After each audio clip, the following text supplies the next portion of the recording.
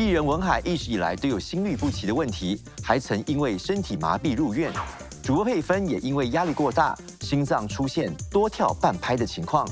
心跳异常是身体一时的反应，还是心脏生病了？心跳乱了套，究竟是什么问题？我的心好乱。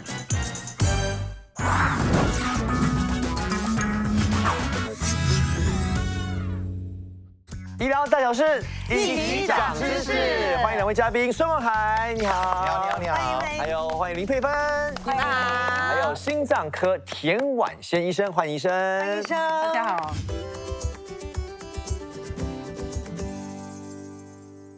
那相信很多人呢都有过心跳突然间不对劲的那种经验呢，但是大多数的人都觉得没有什么大不了吗？是，所以我们就要来聊一聊这个心律不齐哦，到底是不是一个大的问题哦？先问问两位嘉宾嘛，有没有什么相关经验？来，文海。其实我在2年前了，差不多20多岁的时候，那个时候就感觉，等一下，你确定吗2年前，OK，好，那个时候就突然间觉得，哎，呼吸有一点紧，哎。然后就做检查之后，他们跟我说我有这个 WPW， 所以应该就是什么心跳不太齐吧，他的心跳频率。OK， 好，那佩芬呢？我也是大概1年前20多岁的时候，没有，就将近30岁的时候啊，工作压力特别大 ，OK， 睡眠又非常的不足，然后又喝很多咖啡，我就觉得说整个精神状态不是很好，然后那个时候就会发现说，哎，心跳跟心跳中间会多出一拍，就是你会感觉到会咚咚这样，就咚咚。咚咚咚咚咚这样子。那请问田医生他们的情况到底是怎么一回事呢？他们的情况都属于心律不齐。那首先我先解释一下，那这个心脏呢，它像其实一个房子这样子，有心房，然后有心室。那其实隐藏住的，我们这个结构上面看不到的，就是那个电线。那电流出现不正常的波动的时候呢，就会有这种心律不齐的情况。就像佩芬的情况这样子。那佩芬的呢，是我们常见的早波。那其实呢，它不一定是危险的情况，很多我们健康的人呐，都会有这个早波的情况。那是什么个状况？就是呢，心房跟心室周围这个心肌，它都有电源。除了正常传导系统呢，有时候呢，周围边的心肌都会出现额外的电源，就造成了早波。所以有时候呢，正常人呢，他都会有，其实呢有一些额外的那个波动。只要它频率不是很多，其实不用太担心。当然，如果说压力大的时候啦，然后咖啡喝多了，或者酒精喝多了，就会比较多频繁一点。那它太频繁的时候，它会影响心脏的功能。所以我们呢，如果有早波或者说有心悸的问题呢，我们还是要早一点去看医生去检查一下。其实比较严重的是，其实是文海的一个情况，比较复杂，比较复杂。我的会比较严重，比较复杂，比较复杂。OK， 这比较复杂。这个心脏、心房、心肌，它就是像一个墙壁这样子，就是血管就是在外面，它是供血到那个心脏里面。你看这个是正常的这个电流嘛？那你的呢是因为正常电流以外，就是心房跟心室它连接那个部位出现了就是旁路或者一个结晶，也就是说除了那个正常电波电流可以流导下来以外啊，有时候那个电波可以走旁路跟结晶下来，那变成它走旁路结晶下来的时候，有时候就会出现心律不齐啦、室颤，就是比较危险的这种状况。他是喜欢找笑看是吗？所以是他的心脏可能有一些捷径了啊，对，心脏的结构这样。哎，那医生，我听你这样讲，我其实做人也没有太走捷径啦，呀，我这个算不算是一个先天性的一个问题呢？是这个啊，我们刚刚讲的结晶跟旁路，那是先天性就已经滋生在那个心脏的结构里面，而且有时候啊，这个旁路结晶它不止1条哦，它可能有2条或者多过2、3条这个情况，所以当这个心跳忽然间跳得很快下去的话，那个心室无法承担这个电流的时候呢，它就会跳得很快，就会有这个触停的这个危险。为什么防颤呢？我们非常的注意，就是你看这个图片呢，防颤就是那个心房嘛，不正常的那个电波，防颤非常的注意，就是因为那个心室越来越多人有这个状况，很多人就是45岁以上的病患，每5个人当中有1个人就会有可能有这个房颤的这个情况。而且房颤很多时候呢，你不会有什么症状的时候啊，也可能出现这个情况，所以我是完全不知道的，完全不知道，除非有做检查，然后才会发现到。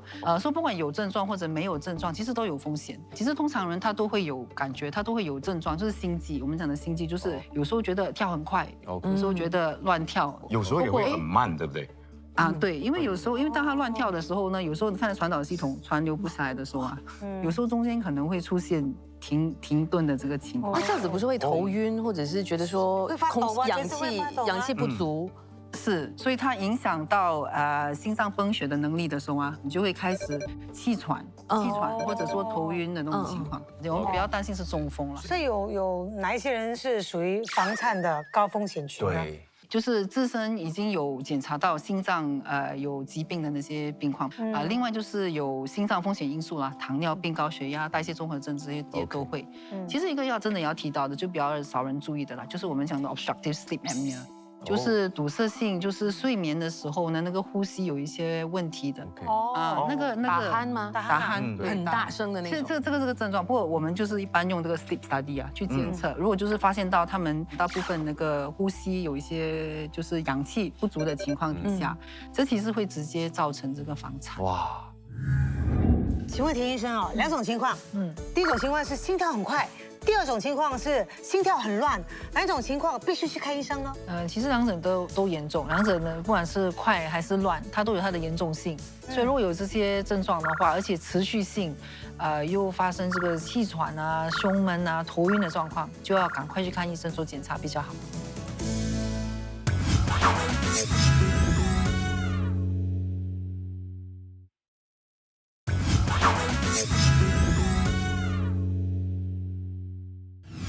好，那刚才我们都在聊房颤，那一个人如果有房颤哦，最需要担心的是什么呢？我们一个一个来揭晓。来，有请文海来吧，健康宝箱。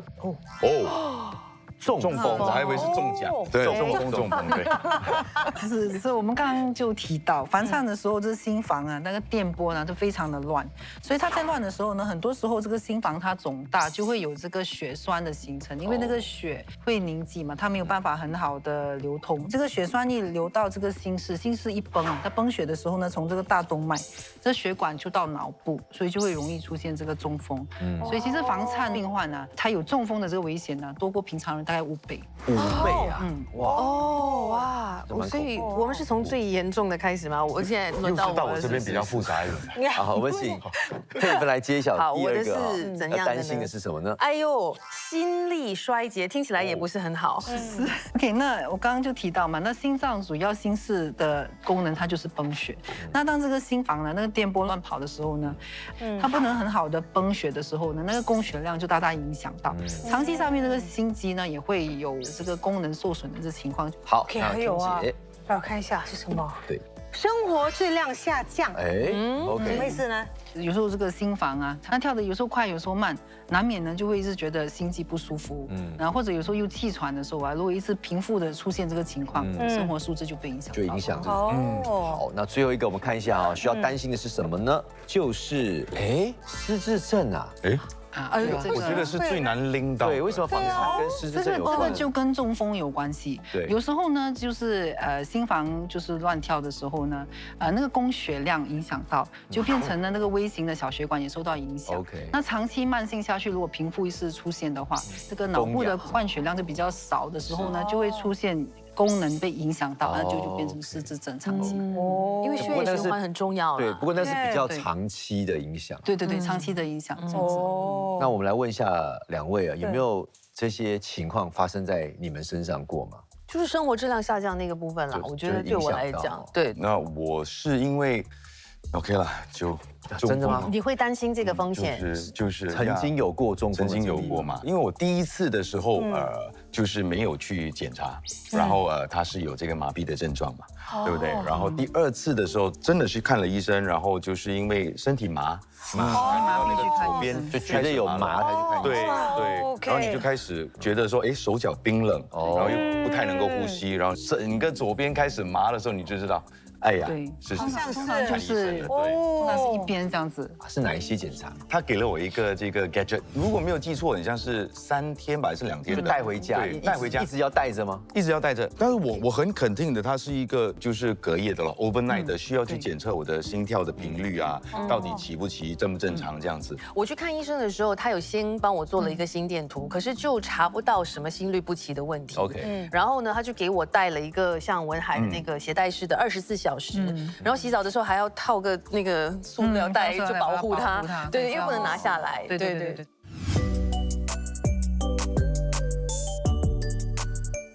所以我们通常呢最直接嘛，来到病房的时候，我们先做那个心电图，是跳 ECG，OK， 这是最直接的。不过当时如果没有症状的时候，也没有并发的时候，有时候真的也查不出，因为它的时间很短嘛。对。所以接下来呢，我们要做的呢就是那个动态心电检测，那个是英文叫 Holter Study。那这个的话呢，我们安装上去，其实可以放24小时，即使到3到5天都行，把所有心跳的心率全部记录下来，然后我们会去检查。除了这个仪器以外呢，那接下来呢，我们的检查一般呢就要检查这个房颤呢有没有其他的这个病况连带或者造成这个房颤。那比方说这个超声波心动图扫描，它其实呢就是经过胸腔超声波的仪器呢，我们可以播一下那个 video， 可以看到那个心室、心房整个运作的那个方法，而且里面的那个结构啊、心门啊，然后心室都能够看到，就可以排除就是其他的心脏的结构上的问题。然后之后还会再做什么检查吗？做完这个超声波这个呢，也就是提到除了超声以外，我们要排除其他状况。因为很多病患呢，房颤的原因啊，是因为跟这个冠状动脉血管堵塞有连接关系，所以呢，这个是用来检查冠状动脉血管堵塞的情况。左边那个是介入嘛，现在那个是最典型的，然后真的能够很清楚看到里面血管的堵塞状况的。不过现在我们比较常做的是 CT scan， 因为不用介入嘛，不用放导管去检查。那右边那个就是 CT scan， 你看到那些白色斑块，那个就是斑块堵塞的那个情况。白色就是有阻塞，有堵塞啊。那这个情况为什么呢？有时候它堵塞的时候影响到心脏，就是它缺氧缺血的时候呢，它也会连带有房颤的问题，所以我们一般会去排除这个原因。田医生，房颤最令人害怕的是怎么样的情况呢？房颤我们最害怕的就是出现并发症，好像中风，因为房颤心房肿大的时候呢，很容易有小血栓，如果跑到脑部就容易有这个中风的这个风险。另外呢，因为它乱跳的时候啊，那心脏的那个功能会受到影响，就会有心脏衰竭的这个风险。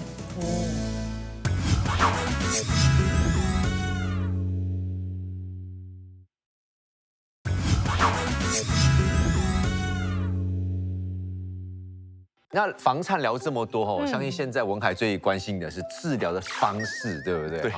对，想问一下医生啦，有什么方法呢？一般我们真的还是检测出来后呢，先用药物。首先就是帮忙病人舒缓这症状呢，就是把这心率能够降慢一点。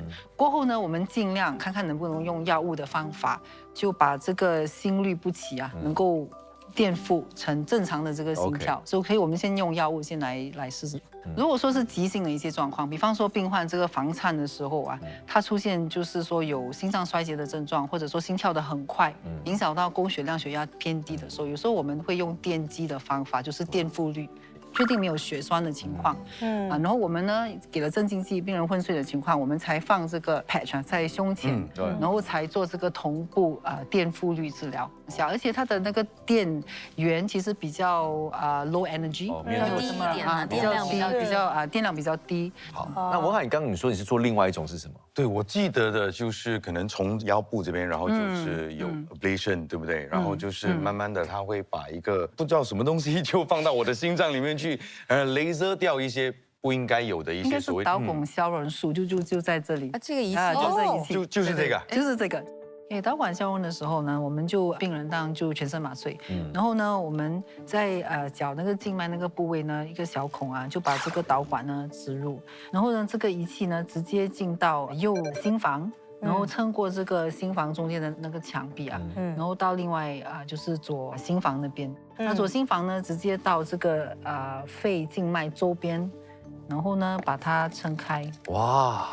然后变成一个花在周边呢，它就有电波，那电波就会销毁那些肺静脉周边不正常的那个电波。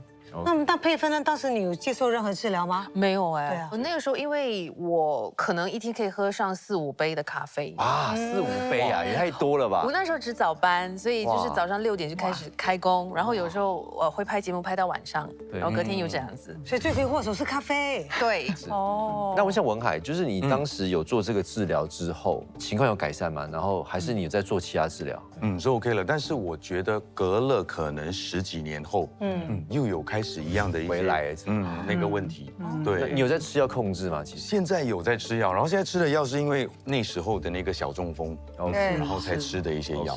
但是其实我不喜欢吃药，麻烦的是吧？对，但是我一开始吃了之后，我是不是一定要吃一辈子？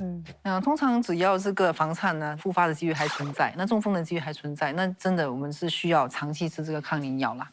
不过当然有时候病患呢年纪比较大的时候，比较有这个抗凝药的这个副作用出现副作用，比方说因为它是血包嘛，血包药当然容易就产生这个胃部出血或者脑部出血中风的这个情况。有这样的病患呢，或者有发生过这种类似的情况，有时候呢我们可以用仪器，这个是左心耳嘛，那左心耳一般上很多这个血栓都是从它那边开始的，然后跑到脑中风，所以现在其实有一个新的仪器，就是这个脑心耳的这个手术。那我们可以从同样的这个导管呢，从这个静脉植入，通过这里呢，它其实进去的时候呢，就像刚才讲嘛，是细细一条嘛导管，然后进到里面像这样子，然后才撑开，把它撑开。呀！本来是细细的，然后到里面再撑大。是，有点像 balloon 这样。放进去后呢，其实前两三个月还需要吃抗凝药，不过过后，其实自己的身体的细胞它会繁殖嘛，它就会把它封住，就变成像身体的一部分这样子，反正就不用吃抗凝药。那医生，我直接做了，我不要吃药，讲真的，一次性就好了。不过这个是手术，它还是有它的风险啦。不然他吃药的话控制得住，你还是就吃药就好了。对。那这个导管消融术它具体的过程是怎么做的？其实，在做这个导管消融之前呢，我们先会做这个电生理检查。OK。那就是类似的一个。其实有从脚的静脉里面放几根导管，那你看到那边有，就左边那边3个导管。哇！那它在不同的位置，其实就是在检测。刚刚我们看到心脏正常的传导系统跟电流。对。比方文海 WPW 的问题嘛，就从这个可以检测电波，那旁路在什么地方，那个位置可以找清楚。检测出来的电波呢，我们可以繁殖这个3维的这个影像。那我们知道那个电波存在的位置，然后我们才能够去进行消融了。好厉害！然后接下来就是要开始做这个导管消融术。这个就我刚才看，就是那里花。对吗？你看那个导管呢，就进去的时候呢，它就是这样子的。那我们才能够从静脉撑进去。进去了之后，然后一到了那个静脉周边的那个位置，我们才把它撑开。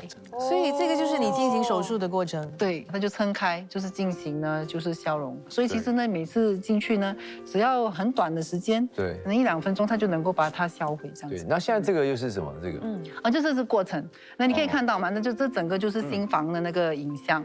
那心房周围其实有4个肺静脉，然后呢，我们呢需要到每一个肺静脉呢，就是做这个导管消融，防止这个不正常的异常的电波在那边跑。OK。然后下一个 slide 我们就可以看得到，其实做完之后就长这个样子。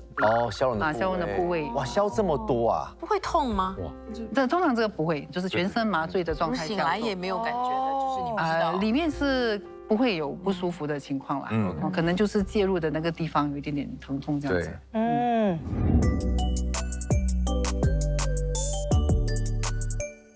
如果呢，你突然觉得心跳很乱，不太舒服，应该怎么做？医疗小剧场 ，Action！ 哎呀 ，boy， 你真的很 handsome 嘛！妈，等一下，我那个心脏有一点不太舒服哎。不要紧张，又不是第一次相亲了，我跟你。没，妈，他跳得很快啦。真的吗？你不要吓我，听一听。哇，真的跳得很快，怎么办？有没有？怎么办？医生，如果遇到这种情况，应该怎么做嘞？保持冷静赶快找个地方嘛，赶快坐下或者躺下休息。是。赶快休息。OK， 我们冷静，我们取消相亲。不要，那个林佩芬很难约的嘛，不要。不要紧，下次。我要跟佩芬相亲。你下次你先坐下来，不要紧张，不要想佩芬，好，不要想佩芬，想自己 OK？ 可以吗？冷静，来躺下来。躺下。躺一下啊。可以吗？哎呀，有没有好一点？哎呀，没有啊妈，因为你坐到我的脚嘛。哎呦 ，sorry， 妈，我的心脏哟。OK， 好，你不要太兴奋哈。OK， 你要不要喝一杯咖啡啊？喝一杯咖啡比较好。这个我知道，不可以喝咖啡。不可以喝咖啡，因为咖啡因嘛会刺激，那不能喝咖啡这种情况。sorry， 我不可以给你喝咖啡，我给你喝一点温水，还有吃一次那个止痛药。可以吗？可以吃止痛药吗？不能够，我想你有这个状况，应该有医生配过的，就是说有时候紧急状况底下呢，可以服用的药物不能乱吃药，不可以乱吃药啊！妈，你不要乱拿药，你一定要拿那个医生给我的那个药。哎呀，我老花，我都看不见，这个是什么药？这个药对吗？不是啦，哎，是。哎呦，为什么你手脚这么冰冷？很冷啊！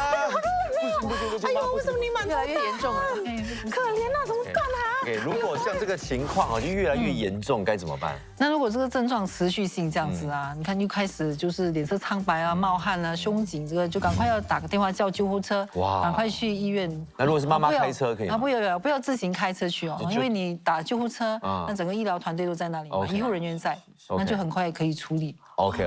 那如果说在紧急实况有学会这个心肺复苏的话，是可以自己先执行的吗？这个心肺复苏真的也不能乱用，它除非就是病人呢，就是失去了这个知觉嘛，就是昏倒了，然后昏倒的状况下，然后还要检查嘛，就是停止呼吸啦，然后心没有才使用，然后才使用，就不能乱用，不是每个状况都适合。他还是可以跟我沟通，就不要乱打他的胸那些啦。不行。OK，好，我晕了，赶快叫救护车。找不到电话。好，谢谢，棒好 ，OK。如果我感觉到我的心跳很乱，然后又感觉头很晕，我可不可以先坐下来休息一下呢？是，应该是这样子。你应该就保持冷静啊，赶快找个地方坐下或者躺下休息。